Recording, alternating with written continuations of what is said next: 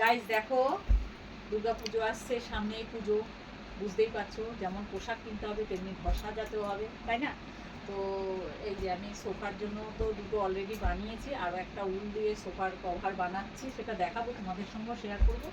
আর এটা আমি এই যে নতুন এনেছি, এখন এটাকে কেটে আমার যে কটা পিস লাগবে সেটা নেবো আর কি। এই যে একটা, দুটো, দেখো কত বড়, দুটো, তিনটে, তিনটে, চারটে, পাঁচটা, ছটা, সাতটা, আটটা।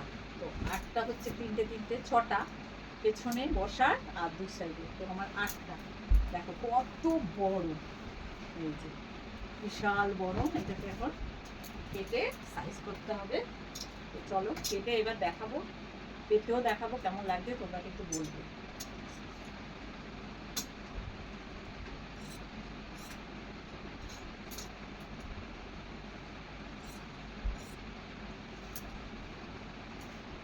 বন্ধ করে দে। তো দেখো